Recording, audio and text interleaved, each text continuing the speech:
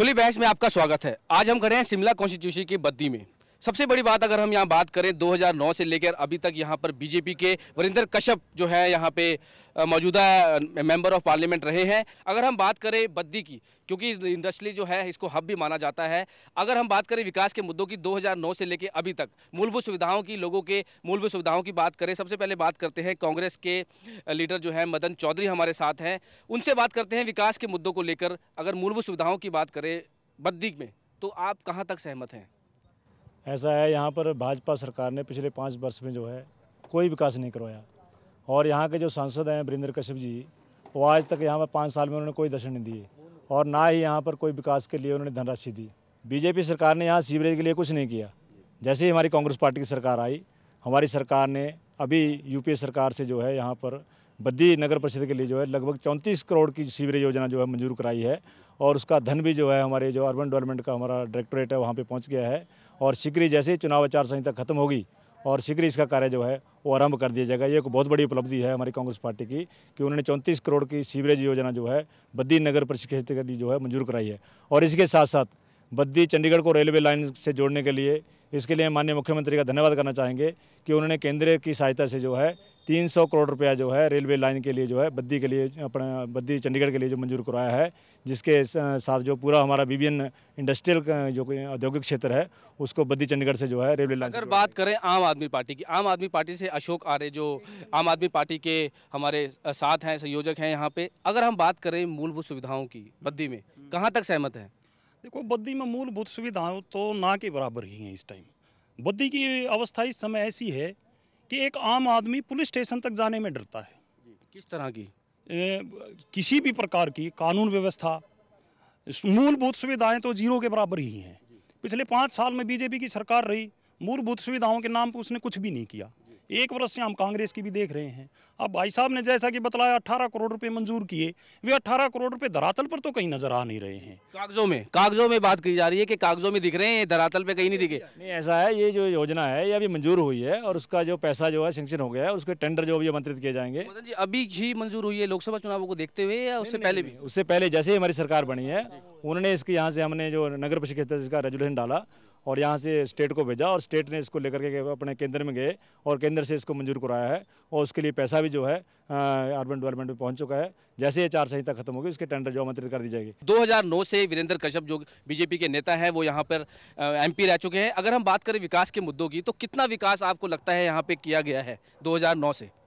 हमारे जो बीजेपी के यहाँ के अभी कैंडिडेट भी हैं वीरेंद्र कश्यप जी और मौजूदा सांसद भी हैं, वो जो हमारे पहले यहाँ पे बीजेपी कांग्रेस के जो सांसद रहे हैं उनसे तो काफ़ी अच्छा उन्होंने यहाँ पे काम करवाया है। मूलभूत सुविधाओं की बात करें, क्या काम? हर पंचायत में उन्होंने पर्सनली टच किया है, हर पंचायत को उन्होंने फंड दिया है। उनके हिसाब, हमारे हिसाब से दून कंस्टिट्यूएंसी का कोई भी ऐसा क्षेत्र नहीं है जहाँ पे उन्होंने विकास नहीं करवाया है। जिस तरह के जो जितनी उनके पास फंडिंग आती है, क्योंकि सेंटर में आप जानते हैं, आप सभी को भलीभांति वाकिफ हैं कि कांग्रेस की सरकार है और कांग्रेस से जितना फंड उनको मिलता है उसी हिसाब से उन्होंने यहाँ पे करवाया है। 2-2 लाख रुपए हर पंचायत को उन्होंने दिया। एमपी फंड की बात करी उन्होंने कि उनका कहना है कि 2-2 लाख या जितना भी एमपी फंड है उन्होंने दिया है। हमारे नगर परिषद क्षेत्र में एक भी एमपी फंड का पैसा नहीं आया जी। क्योंकि एमपी फंड से जो है, जबकि नगर परिषद क्षेत्र के अंदर लगभग जो है 50 लाख रुपया आना चाहिए था, वो यहाँ एक पैसा भी नहीं आया पिछले। बिल्कुल, जिस तरह से इनका आरोप है कि कोई भी पैसा जो है वो नहीं आया और मूलभूत सुविधाओं का काफ़ी अभाव है, क्या कहेंगे? अभी आप देख रहे होंगे कि ये जो सड़क है, अभी इसका चुनाव से जस्ट पहले 42 लाख रुपए का टेंडर हुआ है। उससे पहले तो नगर परिषद भी सोई हुई थी और प्रदेश की सरकार भी सोई हुई थी और सेंटर की तो सोई हुई है ही है। आप लोग भलीभांति जानते हैं इस बात। जी बिल्कुल, जिस तरह से इनका कहना है कि कोई काम जो है वो कांग्रेस ही। हाँ जी, पिछले 5 साल के अंदर सीवरेज को डलवाने के लिए हमने बार बार अनुरोध किया सरकार से और यहाँ से हमने रेजोल्यूशन डाल के गवर्नमेंट को भेजे कि बद्दी नगर परिषद क्षेत्र, जहाँ पर एक बहुत बड़ा इंडस्ट्रियल क्षेत्र है, एशिया के मैप पे यहाँ पर इंडस्ट्रियल है, तो यहाँ पे सीवरेज लाइन डलनी चाहिए। परंतु बीजेपी सरकार ने इसके ऊपर कोई ध्यान नहीं दिया। जैसे ही हमारी कांग्रेस पार्टी की सरकार आई और हमारी सरकार ने यहाँ पर 34 करोड़ रुपए की योजना जो है सीवरेज की यहाँ पर सैंक्शन कराई और उसका पैसा भी जो हमारे अर्बन डेवलपमेंट में आ चुका है और उसका शीघ्र ही काम शुरू हो जाएगा। जहाँ तक एमपी के फंड की बात है, मैं पंचायत समिति सदस्य हूँ हरिपुर सनोली पंचायत से। पिछले 5 साल में हमारी पंचायत में एमपी फंड से 1 रुपया भी नहीं आया है और ना ही कभी हमने सांसद महोदय का यहाँ पर कभी दर्शन हुए हैं। जहाँ फंड का जो उन्होंने बांटा भी है, जो बीजेपी से रिलेटिव पंचायतें हैं या प्रधान है उन्हीं को दिया है और फंड बांटने में उन्होंने पूरा भेदभाव किया है। बिल्कुल, जिस तरह से इनकी कहना है कि कोई भी जो है फंड नहीं मिला है, पंचायत समिति की बात करें। नहीं, ऐसा कुछ नहीं है। इनको पता होना चाहिए, ये बैठक में जाते हैं, इनको 2.5 लाख रुपया सांसद निधि से मिला है। नहीं पता है तो अपना पंचायत से क्यों नहीं है, पंचायत से मिला है सब कुछ। ऐसा अगर बात करें मूलभूत सुविधाओं की, आपको लगता है आप सेटिस्फाई हैं जिस तरह की मूलभूत सुविधाएं यहाँ पे लोगों को? कोई सेटिस्फाई नहीं है। मैं खुद, मेरी मिसेज 5 नंबर वार्ड से म्यूनसिपल काउंसलर है, उसके उनको तो 3.25 साल में 35,000 रुपये का टेंडर दिया गया। उसकी अभी तक मटेरियल पूरी तरह से वो भी पुली बन के तैयार नहीं हुई। जिस तरह से बात की जाए, आपने बात करी मूलभूत सुविधाओं की, यहाँ पे लोगों को काफ़ी दिक्कतों का सामना करना पड़ता है, तो आप कहाँ तक इसको क्या कहेंगे आप? लोग तो अभी भी दिक्कत में ही हैं। बीजेपी के 5 साल के कुशासन में भी दिक्कत में ही थे। इस समय ऐसा कोई काम हुआ नहीं है इस 1 वर्ष में जिससे हम सरकार की प्रशंसा कर सकें। जिस तरह से रोड की बात करें या सीवरेज सिस्टम की बात करें या लोगों की मूलभूत पानी पीने की बात करें, तो क्या आपको लगता है यहाँ पीने का पानी तो लोगों को बिल्कुल भी उपलब्ध नहीं है। अभी भी जो है ना पानी, दूषित पानी लोगों को पीना पड़ रहा है। ज़्यादातर जो पानी है वो नीचे से जो बोर से आ रहा है वो पानी लोगों को पीना पड़ रहा है। पानी की शुद्धता की जो व्यवस्था है वो सरकार बिल्कुल भी नहीं कर पाई। और सही मायने में अगर हम पूछे तो सरकार के पास ऐसी कोई योजना ही नहीं है कि वो पानी को जो है ना शुद्ध कर सके। अगर लोगों से बात की जाए तो आप लोग कहाँ तक सहमत हैं? अगर बद्दी की बात करें, मूलभूत सुविधाओं को लेकर बात करें, विकास कार्य की बात करें, कहाँ तक सहमत हैं आप? पिछले 1 साल में जब से कांग्रेस आई है तो विकास ही हो रहा है। जैसे कि 5 साल में वीरेंद्र कश्यप जी ने तो यहाँ दर्शन दिए नहीं। जो उनके पैकेजेस होते हैं, जो उनको मूलभूत सुविधाएं लोगों के लिए देते हैं, धनराशि मिलती है, बद्दी में 1 रुपया उन्होंने नहीं लगाया। जिस तरह से आपने बात की अशोक जी, अगर बात करें जिस तरह से इनका कहना है कि काफ़ी काम करवाए जा रहे हैं, अभी भी जो है वो प्रोसेस में है काफ़ी काम, तो कहाँ तक सहमत हैं आप इस बात से? नहीं, काम इस तरह से कोई चल नहीं रहा है। जितने भी काम हो रहे हैं ये सारे कागजों में ही चल रहे हैं इस टाइम। तो सरकार, मुझे ऐसा नहीं लगता कि कोई विशेष इलाके में जब हम जा करके देखते हैं, आज भी जा करके देखो, लोग पानी की कमी में ही महसूस, अगर पानी आता भी है तो जो वीआईपी इलाके हैं उनमें पानी पहुंचता है। यहाँ के जो जहाँ पे जो मीडियम घर हैं, परिवार है, उनमें भी पानी नहीं पहुँच पा रहा है। कई दिन में पानी पहुँचता है, उनमें भी 2-2, 3-3 दिन के बाद भी उनमें साफ पानी पहुँच पाता है। बिल्कुल, जिस तरह से इनका आरोप है कि जो वीआईपी एरियाज हैं उनमें सुविधाएं दे रहे हैं, लेकिन जो मीडियम लोग हैं उनमें सुविधाएं नहीं दी जा रही, तो कहीं ना कहीं यहाँ पे मतभेद है। इनका जो आरोप है वो बिल्कुल गलत है। पानी की यहाँ पे कोई कमी नहीं है। पानी की कमी को देखते हुए हमारी सरकार ने अभी यहाँ पूरे नगर परिषद क्षेत्र के लिए जो 3 ट्यूबवेल जो है और सैंक्शन किए हैं। इसी के साथ साथ अभी माननीय मुख्यमंत्री जी पिछले 2 महीने पहले यहाँ पे बद्दी के दौरे पे आए थे। यहाँ पे सरसा नदी के पार हमारे लगभग 15-20 गाँव हैं, जबकि 5 पिछली हमारी जब कांग्रेस की सरकार थी तो वहाँ पे हमने 8 किलोमीटर एक सड़क बनाई थी, शीतलपुर से लेकर 10 उमरा तक, और बीजेपी सरकार ने वहाँ पर 1 किलोमीटर सड़क जो पक्की नहीं की। जिस तरह से बात करें लॉ एंड ऑर्डर की, यहाँ पे महिला से जो है महिला की सुरक्षा की बात करें, तो यहाँ आप कितना मानते हैं कि कितना सुरक्षित है महिलाएं और लॉ एंड ऑर्डर कैसा है? महिलाओं का तो ये है, आप एक बार पुलिस स्टेशन में जाकर के पिछले 1 साल के आंकड़े उठा करके देखिए। चैन स्नैचिंग की घटनाएं जो पहले बद्दी में हमें सुनने को भी नहीं मिलती थी, अब आए दिन चैन स्नैचिंग की घटनाएं जो है बद्दी में हो रही हैं। और लॉ एंड ऑर्डर की बात करें और लॉ एंड ऑर्डर का तो हालात ही ख़राब हैं। अब आप जो पुलिस में जो कंप्लेंट दर्ज हुई हैं उनमें तो आप चोरी के आंकड़े देख लीजिए, वो लगातार बढ़ते जा रहे हैं। और जहाँ तक भाई साहब पानी की पीने की बात कह रहे थे, सरसा नदी के आप हालात देखो, सारा की सारी जो नदी है वो पोल्टेड हो चुकी है। जितने भी बद्दी की इंडस्ट्रीज़ हैं इनमें वाटर ट्रीटमेंट का जो सरकार की जो योजना है, जो एक कानून है, कोई भी जो ना फैक्ट्री वाटर ट्रीटमेंट का या बारिश के पानी को रोकने का इस तरह का कुछ भी नहीं किया जा रहा है। जैसे हमारी कांग्रेस पार्टी की सरकार आई है, जितने भी आपराधिक मामले हैं वो कम हुए हैं, क्योंकि भाजपा के समय में जो स्नैचिंग के बताए भाई साहब ने, आम आदमी पार्टी के जो लोग हैं, चोरी की घटना जो ज़्यादा थी, परंतु जैसे ही हमारी सरकार आई है लॉ एंड ऑर्डर जो बिल्कुल ठीक है, मेंटेन है, यहाँ पे कोई ऐसी असुविधा नहीं है। जैसे हमारे आम आदमी के पार्टी के जो लोग जो आरोप लगा रहे हैं कि लॉ एंड ऑर्डर जो खराब है, ऐसा कुछ नहीं है। लॉ एंड ऑर्डर की स्थिति जो बिल्कुल ठीक है, और जो भी व्यक्ति कोई शिकायत लेकर के पुलिस स्टेशन जाता है उसकी शिकायत। सरसा नदी की बात की जा रही है, पोल्यूटेड पानी है वहाँ पे, तो वो क्या आरोप झूठे हैं? नहीं, सरसा नदी का पानी इनकी बात जो है बिल्कुल उसमें पोल्यूटेड नहीं है। उसके लिए हम गवर्नमेंट जो है CATV प्लांट जो लग रहा है, लगभग 100 करोड़ की लागत से जो है सरसा नदी में ट्रीटमेंट प्लांट जो है वाटर ट्रीटमेंट प्लांट लगाया जा रहा है। अगर बात करें रोजगार की, यहाँ एम्प्लॉयमेंट की, क्योंकि यहाँ पे इंडस्ट्रियल हब माना जाता है बद्दी को, आप क्या कहेंगे यहाँ पे रोजगार या एजुकेशन की बात करें तो कहाँ तक सहमत है? एजुकेशन का तो ये है कि नई यूनिवर्सिटी या नए स्कूल तो बिल्कुल भी नहीं बन पा रहे हैं इस टाइम। और रोजगार की जहाँ तक हम बात कर रहे हैं, पिछले 1 वर्ष में तो रोजगार की स्थिति ये है कि बद्दी से सरकारी नौकरी कितने युवाओं को मिली है, मुश्किल से कोई 2, 4, 5, 10 युवा यहाँ के लोकल युवा ऐसे रहे होंगे जिनको सरकारी नौकरी मिल पा रही है, वरना तो ज़्यादातर युवा बेरोजगार के ही गत में फंसे हुए हैं। अगर हम बात करें आम जनता की, तो आम जनता क्या कहती है कि कितनी मूलभूत सुविधाएं यहाँ पे लोगों को जो है वो मिल पा रही है या नहीं? आम लोगों को मूलभूत सुविधाएं तो पिछले 5-6 साल में तो मुझे लगता नहीं है। जो है बेसिकली लोग भी साधन संपन्न है, इसमें सरकार ज़्यादा से किसी अपेक्षा नहीं कर सकते। रही बात एमपी की, जो अब मौजूद है वो तो 5 साल में मैंने देखा नहीं है, अभी चुनाव से पहले आया है, दे गया। तो किस तरह की दिक्कतें आप लोगों को पेश आती हैं, क्योंकि आप यहाँ पे स्थानीय निवासी हैं? स्थानीय निवासी हैं, ये तो लोगों को जो स्थानीय लोग हैं उनको रोज़गार भी यहाँ इंडस्ट्री पूरी तरह से नहीं देती है। बाकी यहाँ रोड की जो पूरी समस्या है, जगह जगह खड्डे पड़े हैं। बाकी जो कानून प्रशासन है ये भी थोड़ा ढीला चला हुआ। बिल्कुल, जिस तरह से यहाँ पे लोगों में काफ़ी नाराज़गी है कि कोई विकास कार्य जो है ज़्यादातर जो है ग्राउंड लेवल पर नहीं दिखे। अब हम बात करते हैं आम जनता की। आम जनता किस तरह से यहाँ पे मूलभूत सुविधाओं की अगर हम बात करें तो कितना सहमत है या नहीं है?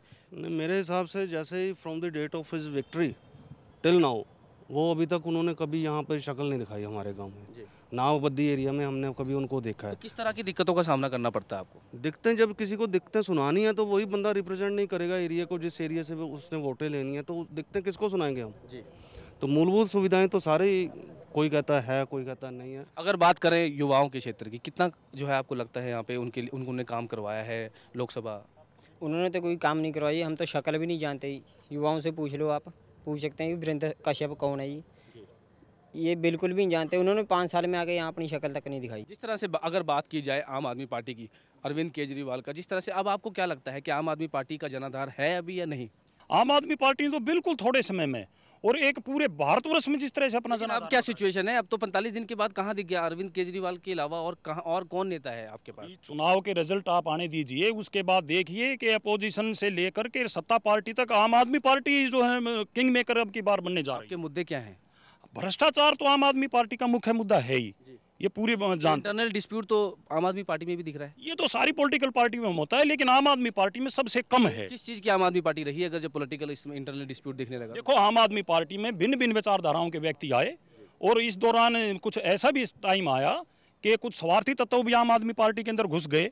अब उनको एक एक करके पार्टी से बाहर का रास्ता दिखाया जा रहा है, और जो शुद्ध देशभक्त जो व्यक्ति हैं वे धीरे धीरे करके एकजुट हो रहे हैं, और यही आम आदमी पार्टी की ताकत बन रही है। कांग्रेस पार्टी के क्या मुद्दे हैं? कांग्रेस पार्टी के मुद्दे सबसे ज़्यादातर, कांग्रेस पार्टी जो है अपने काम पे भरोसा करती है कि जो काम करने पे अपने पूरा खरे उतरती है, और खरे आदमी को हर एक इंसान चुनता है। कांग्रेस पार्टी जो बात करती है पूरे विश्वास से करती है, पूरे विश्वास से करती है, जो कहती है वो करती है। बिल्कुल, जिस तरह से बात की जाए कि ये कहते हैं कि सेटिस्फाई हैं और सारे काम कराए हैं, एमपी फंड भी दिए गए। एमपी फंड 500 करोड़ रुपए मिलता है हर साल, 5 करोड़ मिलता है। 5 साल में 25 करोड़ हो गया। मुझे बताया 68 पंचायतें हैं दून के क्षेत्र में, 34 पंचायतें हैं। एक पंचायत भी बताए जिसमें ज़्यादा उसने फंड दिया हो 1 लाख रुपए से भी ऊपर। ये 2.5 लाख की बात कर रहे हैं, मैं साबित करता हूँ 1 लाख रुपए अभी किसी भी पंचायत में संसद निधि से नहीं आया है। बिल्कुल, जिस तरह से बात की जाए, यहाँ पे विकास के काम, जो विकास के कार्यों में राजनीति आड़े आ रही है। उनका कहना है कि कोई भी कार्य जो है एमपी फंड से कोई भी कार्य नहीं। आपका कहना है कि एमपी फंड से पैसे दिए गए हैं, तो कहाँ तक? सभी पंचायतों को सम्मान सांसद निधि दी गई है, और अगर अभी दी गई है चुनावों को देखते हुए। जनाब 5 साल से चल रही है, ऐसा कुछ नहीं है, 5 साल से चल रही है, और सबको मिली है। अगर नहीं है, किसी को दिक्कत है तो आप आरटीआई के माध्यम से उसकी जानकारी ले सकते हैं। यहाँ पे बड़े मुद्दे हैं, काफ़ी मुद्दे हैं यहाँ पे। अगर विकास की बात करें तो काफ़ी मुद्दे यहाँ पे सामने आ रहे हैं। जनता में नाराजगी है यहाँ पे, उसका कौन, जनता की बातों का कौन जवाब देगा? जो इसमें मेन जवाबदेह है, जो एक तो विपक्ष का रहा, हमारा जो सांसद है वो विपक्ष में रहे हैं। अगर वो सत्ता में होते तब भी हम उससे जवाबदेह होते। तो इसका मतलब अभी एमपी कुछ नहीं कर रहा, आप मानते हैं? बिल्कुल नहीं, ऐसा कुछ नहीं है। उसने जितना उसके पास फंड आता है, जो उसने समस्या को उठाना था वो उन्होंने पहाड़ी क्षेत्र की समस्या को उठाया है, और जो कि उसका मेन मुद्दा है। जो हमारी सेंटर की सरकार है वो सोई पड़ी है।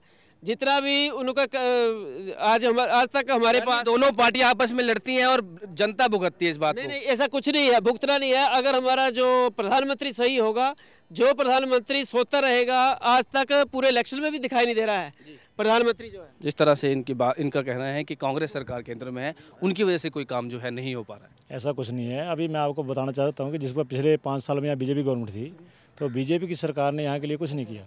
जैसे हमारी सरकार है अभी ITI, जैसे युवाओं को रोजगार देने की बात थी, हमारी जैसी कांग्रेस पार्टी की सरकार आई तो माननीय मुख्यमंत्री जी ने हमारे दून विधानसभा के अंदर 2 ITI क्षेत्र खोले हैं। ITI के अंदर जो है पट्टा और बनड़गी के अंदर, अब ITI खोलने से जो है लोग वहाँ पर औद्योगिक प्रशिक्षण प्राप्त करेंगे और उनको रोजगार प्राप्त होगा। ये सुविधाएं जो स्टेट गवर्नमेंट की होती हैं, यहाँ से विधायक बीजेपी की थी, सरकार यहाँ बीजेपी की थी, सांसद यहाँ बीजेपी के थे। अगर वो चाहते यहाँ पर बहुत कुछ हो सकता था। क्वालिफिकेशन की बात की जाए, कितना सहमत हैं आप? अगर हम यहाँ की बात करें, क्वालिफिकेशन को तो ऐसे है कि हम 6 यूनिवर्सिटियाँ यहाँ पे हैं, 6 से भी 8 ही हैं जो एक ही जगह पे अटल पुल जो है यहाँ पे नदी है, सरसा नदी की बात की जाए, दूषित पानी वहाँ पे आ रहा है, लोगों को दिक्कतें हो रही है, उसके लिए क्या करवाया गया है? नहीं, उसमें मैं चौधरी साहब से एक बात पूछना चाहता हूँ कि 18 साल हमारे चौधरी लज्जाराम जी विधायक रहे, तो उसमें जो शीतलपुर का पुल था वो आज तक कभी नहीं हुआ और सैंक्शन हमारी पूरे विधायक की देन है, वो जो शिलान्यास हुआ है। और कांग्रेस सरकार ने आते ही हमारा RTO ऑफिस बद्दीवाड़ा बंद कर दिया और उसके मुताबिक, और ये जो सीवरेज लाइन की बात हो रही है, सीवरेज की बात हो रही है, ये हमारी पूरे विधायक की देन है। उनके प्रयासों से ये 33 करोड़ 74 लाख रुपए सैंक्शन बीजेपी ने करवाया, कांग्रेस ने करवाया। एक साल में इतना कुछ नहीं होता, सेंटर से फंड नहीं आता एक साल में। बीजेपी ने करवाया, कांग्रेस ने कुछ नहीं करवाया। आप बताइए। इनका ये आरोप बिल्कुल गलत है, क्योंकि बीजेपी ने 5 साल में उसको यहाँ तक रेजिडेंट तक नहीं डलवाया। अगर उसको बेस करते, उसका पूरा एस्टीमेट तैयार करवाते, यहाँ से उसका रेजिडेंट डलवा के भेजते, तो 5 साल में बीजेपी ने कुछ नहीं किया। जैसे ही हमारी सरकार आई, हमने उसको यहाँ से प्रॉपर तरीके से एस्टीमेट उसका बना करके भेजा स्टेट गवर्नमेंट को। स्टेट गवर्नमेंट उसको जो सेंटर में लेकर गई और उन्हें अप्रूव कराया। हमारी सरकार ने इसको अप्रूव कराया और उसकी फंडिंग भी अभी आई है। अगर हम बात करें आम जनता की, तो जिस तरह से यहाँ पे लोगों का कहना है, दोनों पार्टियों का, कांग्रेस का, बीजेपी का, कि हमने ये काम करवाया, लेकिन सामने नहीं दिख रहे, इसमें आप क्या कहेंगे? काम तो कोई भी नहीं हो रहा। जो सांसद निधि से पैसा आया था हमारे गांव में, कोई पैसा नहीं आया उसके लिए, वो उसमें कोई विकास नहीं हुआ। एक सवाल आप लोगों के लिए कि आम जनता आपको क्यों चुने? इन लोकसभा चुनावों की बात करें तो आम जनता आप लोगों को क्यों चुने? हमारे पास मुद्दे हैं देश को चलाने के लिए। एक भविष्य उज्जवल जो हमारे प्रधानमंत्री कैंडिडेट श्री नरेंद्र मोदी जी हैं, उन्होंने गुजरात में जो किया है। नरेंद्र मोदी ही है बीजेपी के पास, और कोई नेता नहीं है? नहीं, नेता तो सभी हैं, नेता तो सभी हैं। हमारे पास तो नेता है, कांग्रेस के पास तो नेता भी नहीं है, वो अभी तक हाइडन है, ये पता ही नहीं है कि कहाँ है। हमारे पास नेता तो है। जिस तरह यहाँ पे आप क्या बोलेंगे? हम ये बोलना चाहते हैं, हम देश के लिए एक ऐसा नेता चाहते हैं जो 125 करोड़ की आबादी को इकट्ठा लेकर के चल पड़े। एक फिरका प्रस्ती को लेने वाला नेता को हम कभी भी एक्सेप्ट नहीं कर सकते। आपको एक बात जान लेनी चाहिए, यदि अल्पमत सांप्रदायिक होगा तो नुकसान उसी का होगा, और यदि बहुमत सांप्रदायिक हो गया तो देश टूट जाएगा। हिंदू यहाँ पे बहुमत में है, मुस्लिम, सिख या ईसाई जो भी धर्म है वो अल्पमत में है। यदि वो सांप्रदायिक हो जाएंगे तो नुकसान उनका अपना हो जाएगा। अब जिस तरह से आम आदमी पार्टी की बात करें, जिस तरह कांग्रेस और बीजेपी आपस में आरोप यहाँ पे लगा रहे हैं एक दूसरे पर, तो आप क्या कहेंगे इसमें? देखो, दोनों पार्टियां जो हैं आजकल पूंजीपतियों के दम पर ही चल रही हैं।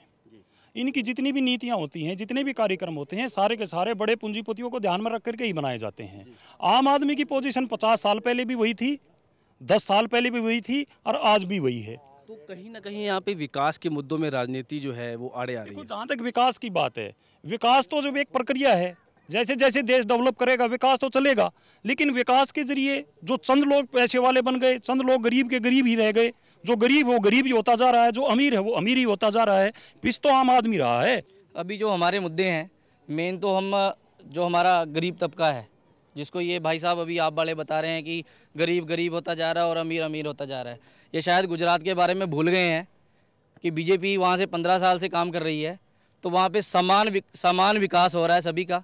वहाँ पे जैसे ये सांप्रदायिकता की जो इन्होंने होड़ लगा रखी है, ये भटकाते हैं लोगों को कि सिख कम है तो तुम लोग नहीं, आपको आओ, ये मुस्लिम कम है तो आपको आओ। कांग्रेस वाले बोलते हैं हमारे पास आओ, आप वाले बोलते हैं आप हमारे पास आओ। हम लोगों ने मुसलमानों के लिए कुछ नहीं किया। जिस तरह से अगर हम बात करें, जिस तरह से इनका कहना है कि आपको लगता है बीजेपी में नरेंद्र मोदी की लहर है? नहीं, यहाँ हिमाचल में कोई लहर नहीं है नरेंद्र मोदी की। मैं ये पूछना चाहता हूँ, इनका सांसद रहा 5 साल वीरेंद्र कश्यप, मैं उसके अटेंडेंस पूछना चाहता हूँ, उसने कितनी हाजिरियाँ लगाई उसमें लोकसभा में, कितनी, और कितने क्वेश्चन उठाए उन्होंने? 14 क्वेश्चन उठाए हैं उन्होंने। 14 में से कांग्रेस ने 7 उसके पास किए हैं। जो 7 ऐसे थे जो जिनका मूल नाम ही नहीं था, अभी वो इसमें आते नहीं थे, भी ऐसे ऐसे मुद्दे उठाते थे। यानी आपका कहना है कि वीरेंद्र जो कश्यप है वो यहाँ पे आए नहीं, लोगों के बीच में नहीं आए, बिल्कुल नहीं आए।